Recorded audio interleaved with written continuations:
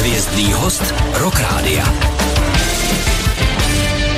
Hvězdný host Rock Rádia. Dneska mě to velice těší, protože je tady Vratko Rohoň z kapely Iné kafe, kterou já mám velice rád a vážím si tohohle člověka i z několika důvodů, který určitě probereme dneska během rozhovoru. Nicméně, já se tě zeptám hned na začátek. Chtěl jsi být hned muzikantem, jako věděl jsi, že třeba už odmala, že prostě budeš stát na tom pódiu, nebo co byl ten impuls, že jsi se stal muzikantem?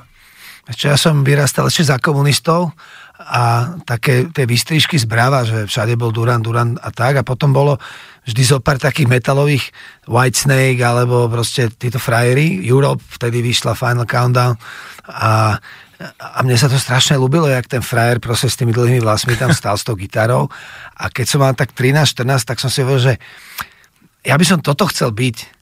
A som si za tým išiel. Kúpil som si gitaru, nevedel som na nej vôbec hrať, ale už som stál pred tým zrkadlom a prostě chcel som to vždy robiť, prostě tým srdcom som tam prostě išiel. Ale to jsme na tom úplně stejně, protože já jsem vždycky chvátal ze školy, z té první, druhé třídy, protože ve 2 hodiny začínali, to jsme ještě neměli žádný gramofony, kazeťáky a tak dále, a ve 2 hodiny začínal rádiový pořad, tam se pouštěly písničky a vždycky s tím koštětem jsem čekal, až ta písnička bude hrát a právě Final Countdown to byla vůbec nejlepší. A představoval jsem si, že hraju koncert, jako, to jsme měli úplně stejně, ale ty si nakonec ale začal hrát úplně jinou muziku, než třeba ty Europe a ty kapely, co si říkal, že jo?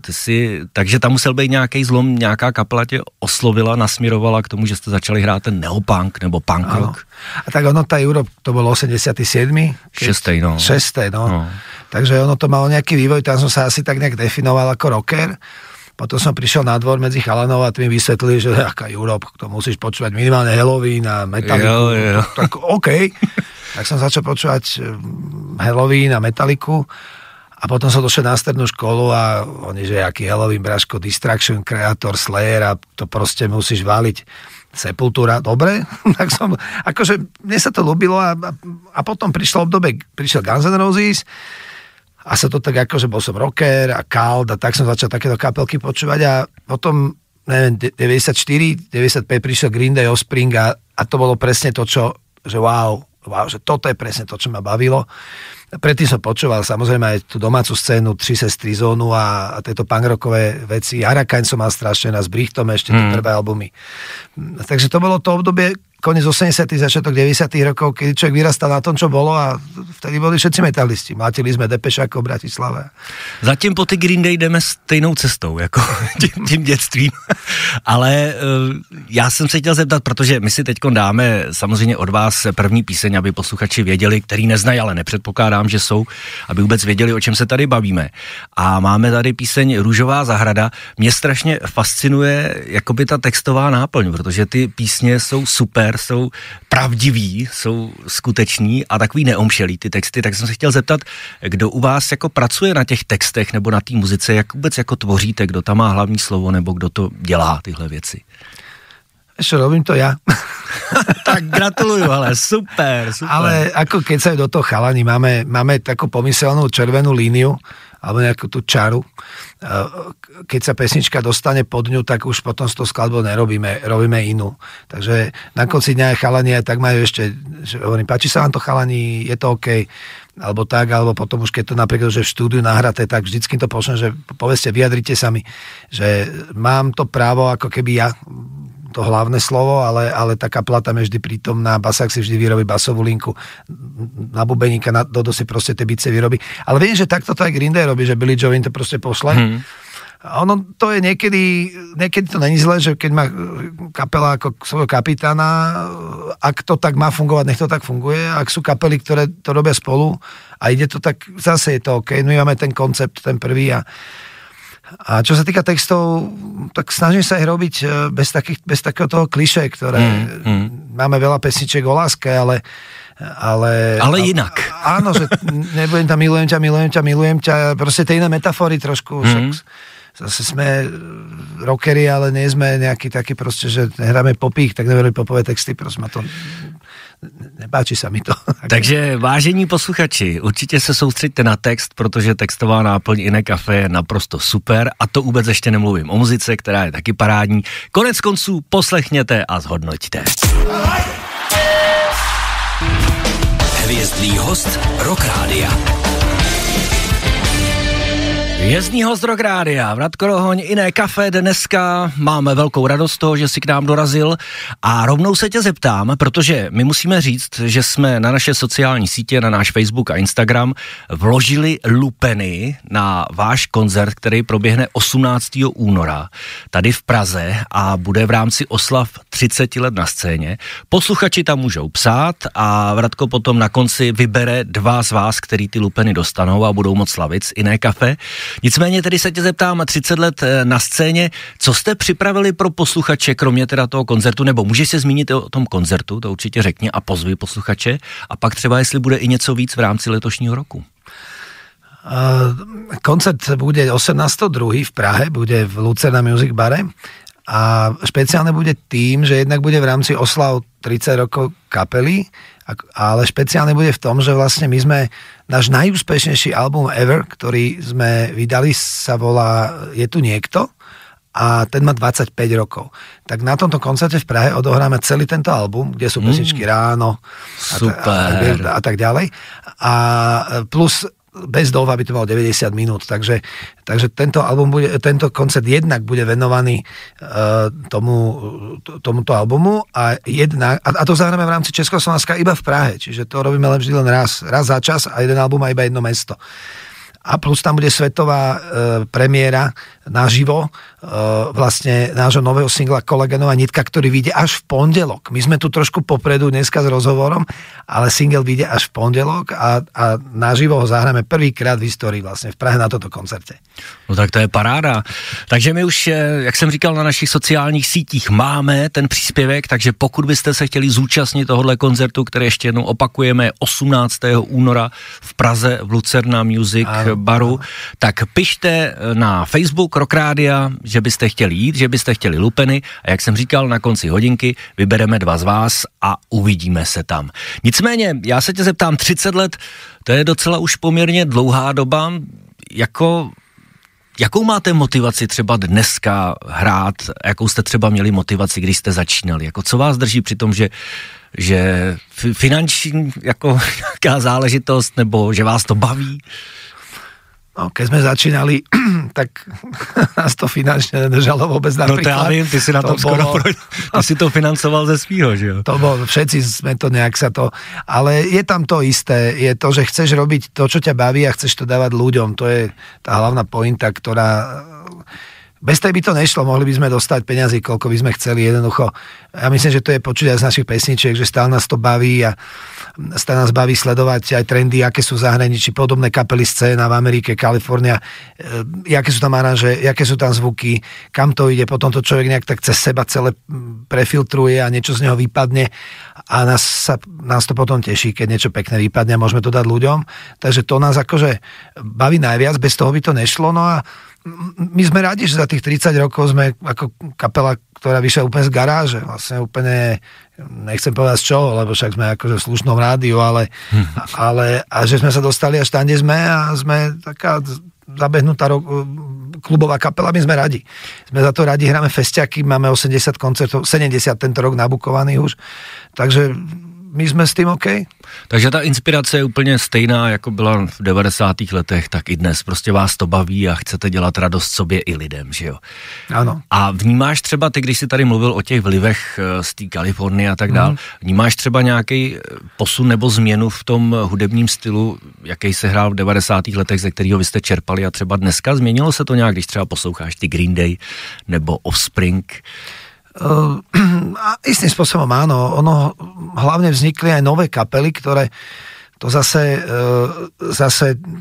berú po svojom, napríklad krásny príklad máme v Česku, že sú Rybičky 48, ktoré sú také naše skoro ako keby polodeti, že je to taká polgenerácia po nás, čo prišla alebo z očí v oči na Slovensku a v Amerike je to samozrejme podstatne viac, my sa viac orientujeme na tú scénu, takže tam vidíme, že ja neviem, Bad Religion, Green Day, to, na čo sme začínali, NoFX a tak vychovali novú generáciu a mňa baví počúvať aj tie novšie kapely, ktoré aranžersky to vnímajú trošku inak, radia sa do tej scény a spolu to vytvára taký zaujímavý koktail, ktorý ma baví a ja to vždy aj hovorím skoro pri každom rozhovore, že ten, kto vymyslel Spotify, alebo teda tieto kde môže počúvať všetku muziku na svete, tak to je na Nobelovú cenu, lebo kedysi sme chodili do Rakúska si kúpať CDčka za 200 šilingov, 300 a dneska máš proste za pár korún máš všetky albumy na svete, môžeš počúvať všetky kapely. On potom sám, ako tie algoritmy ti potom začne same ponúkať kapely, ktoré napríklad som nikdy nepočul, nejaká bečková scéna v Amerike je úplne fantastická, to je lepšie ako naša áčková, takže ja vlastne každý mesiac poznám nejakú novú kapelu a wow, mne sa to hrozne páči, žijeme si na tom, ideme na tom. Super, povídáme si s Vratko Rohoněm, kapelou Iné kafe, tak vydržte, za chvíli se vrátíme. Hvězdný host Rock Rádia. Hvězdný host Rock Rádia, Vratko Rohoň, Iné kafe. Bavíme se o minulosti, ale teď se budeme bavit o současnosti, protože nás za chvíli čeká píseň Otázka za milion. A ty bys nám k ní mohl něco říct. O co se jedná, co je to za píseň, předznamenává nový album, nebo o co jde? Je to single z minulého roka, 2024. A my sme sa pred nejakými pár rokmi rozhodli, že už nebudeme vydávať akože albumy, ale že budeme každý rok radšej vydávať jeden single, s ktorým sa pohráme.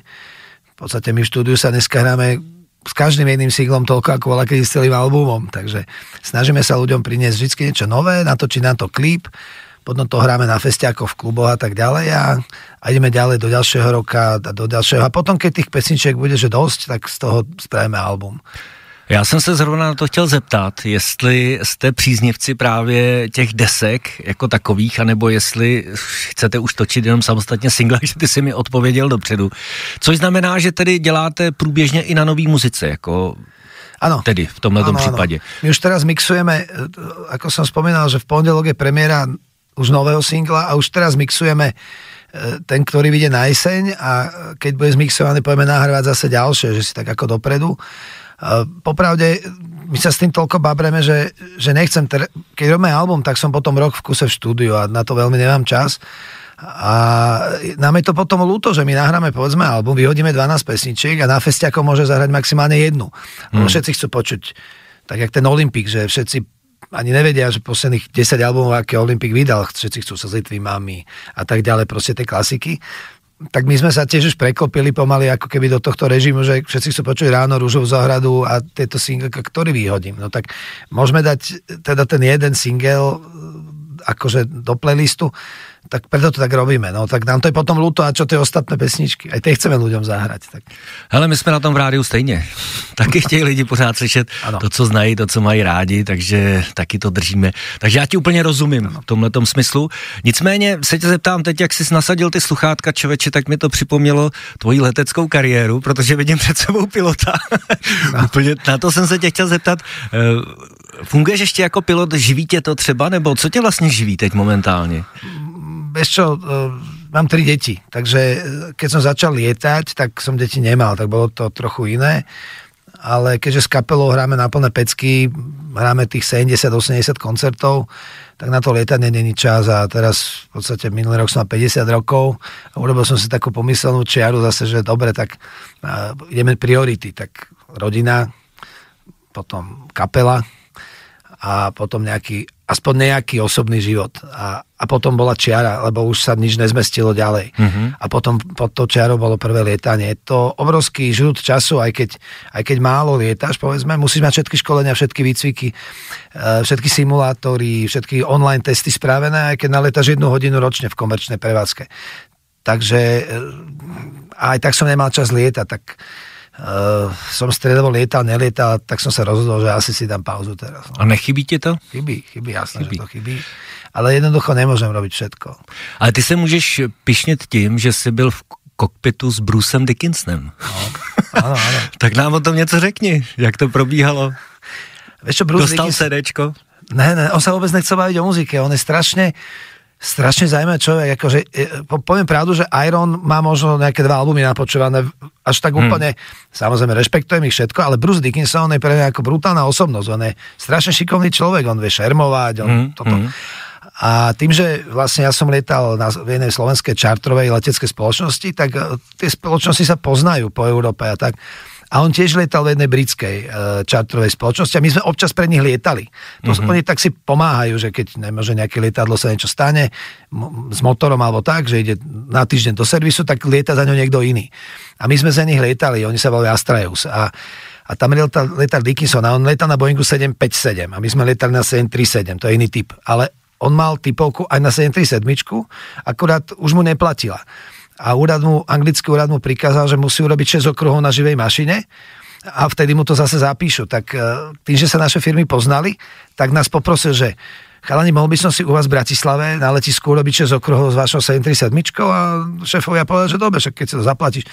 Tak normálne prišiel a ja som proste bol doma a teraz mi volal chalani z dispečingu, že počúvaj, že neviem, či ťa to zaujíma, ale bude dneska lietať Bruce Dickinson u nás. Ja, že prosím, že chceš, tak som vlastne bol s ním v kokpite na takom jumpseate, to je také tretie sedlo, kde väčšinou sedel inštruktor alebo nejaký observer. Tak kapitán Nikolič bol naľavo, napravo bol Bruce Dickinson, pekne prišiel v uniforme, všetko to. A tak robili sme okruhy akože na Štefániku v Bratislave, no a potom som si strávil asi 40 minút na gate, že vlastne lietadlo sa išlo odparkovať, niečo sa tam riešilo a my sme tam sedeli a ja som tiež hovoril, že I have a band too a bla bla a on že OK a furt len o lietaní. A my sme doma kecali asi 40 minút, ale len o lietaní.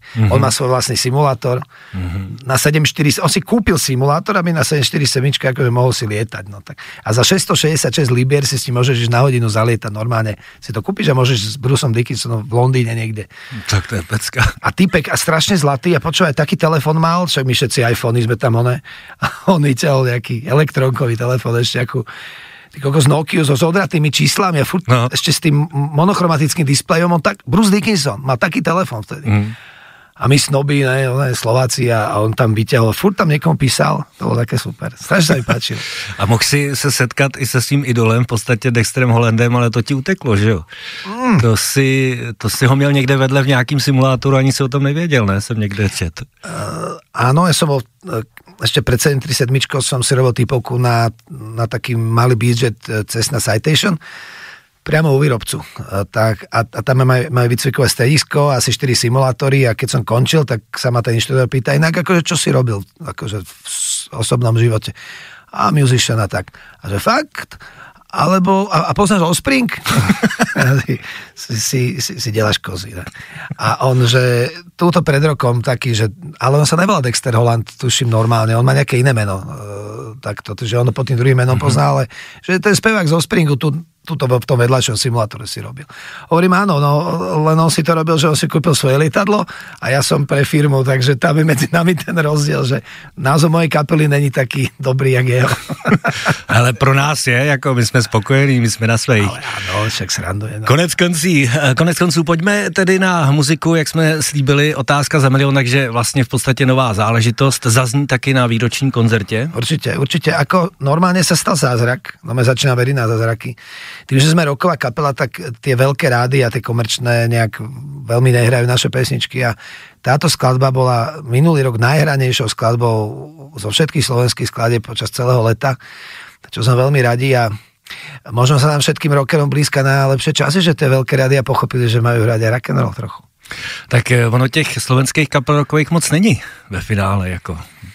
Když to srovnáme s českou scénou, tak na Slovensku vždycky to bylo tak nějak všechno pod elánem. Tam vyskočila Tublatanka, možná Horký, že vy, ale jako ve finále tam pak není moc kde brát, takže je to těžký, jako tam ten rok prosadit. Kedy si sa hovorilo, za Komančov ešte, že slovenský punk, český metal. My sme mali Zónu, X-Typ, Davovú psychozu, ale však aj vy ste mali, samozrejme vy ste mali Vysáčov a ja neviem, všetko možné. A tam je hodně těch punkových kapelů. No. Zóna a Slobodná Európa, no tam je jako dost. No. Ale ako federácia sme si krásne, sme sa doplňali, doplňame sa vlastne aj dnes, stále, aj keď sme rozdelení, bohužiaľ, tak vidíš, že to pekne ide do seba, že to licuje. Dobře, tak jdeme na to. Otázka za milion, živě 18.2. Jiné kafe, 30 let na scéně, Lucerna Music Bar a teď na frekvencích Rock Rádia. Hvězdný host Rock Rádia. Při středě posloucháte Rock Radio. Hvězdná hodinka dneska s návštěvou od našich bratrů ze Slovenska, Vratko Rohoň a Iné kafe. My jsme se bavili o jejich koncertě, který proběhne 18.2. v Praze Lucerna Music Bar a bude to oslava 30 let a taky Alba je tu někdo, který slaví 25 let, ale to není jediný koncert, který vás určitě letos čeká. Kam by si posluchače ještě pozval? Co budete hrát? Kde budete hrát? S kým budete hrát? Áno. Špeciálne pre Českú republiku robíme také jarné turné s kapelou Horkyže Slíže. Mm-hmm. Bude to vyše 10 koncertov po takých trochu menších mestách, príklad v Setín alebo Cheb alebo tak. A ideme na to turné preto, lebo sme si to vyskúšali minulý rok na Slovensku a tam sme ešte veľké haly. Všetko bolo vypredané. Fantasticky funguje toto spojenie Slíže kafe. Tak sme sa rozhodli, že pôjdeme po Česku. A myslím, že v Setinu už je vypredaný a už to tak postupne sa to dopredáva. Takže sa na to veľmi tešíme. V podstate odteraz, čo spolu rozprávame, najbližší koncert bude Praha a potom hneď v marci, to je březen, už pôjde toto turné, tak sa tešíme. Takže určitě, pokud by někdo chtěl vyrazit, tak by neměl váhat s nákupem lístků, protože si říkal, že jsou to teda menší místa a hlavně, že některý už jsou i vyprodaný. Když jsme u těch koncertů, máš v hlavě třeba nějaký koncert, který je pro tebe nezapomenutelný? Třeba nějaký koncert, který vždycky si vybavíš a je ti dobře, třeba byla to nějaká velká hala, nějaká velká událost, nebo je něco takového třeba? Tak ono, to je viac, máš svoj prvý koncert v živote, to ti ostane v srdci. To si pamatuju taky, no to je pravda. No. Potom napríklad najväčší koncert v živote, aký sme hrali, to bolo v Polsku, tam bolo 250 000 ľudí. Hrali sme 8 večer na hlavnom pódiu, nás vybrali spomedzi 600 zahraničných kapiel a my sme tam hrali, polský Woodstock. To bola... Ja som sa týždeň z toho spamätal, my sme na druhý deň hrali potom, že Sázava Fest, tam bolo 15 000 ľudí. A teda sa záfe všetko super, ja sme tam veľakrát, ale to bol pocit, že sa hráš v nejakom klube. 250 000 ľudí, keď máš na koncerte, tak nevidíš koniec. To je brutál, to už sa zem normálne. To som ešte nezažil, no ale tak čekám. No. A to už ani mi odtedy, to môže byť len v Polsku. No tam je taký festival, že Woodstock a tam každý mladý človek ako keby má povinnosť takú morálnu, ako v úvodzovkách prísť, takže tých ľudí tam je mŕte.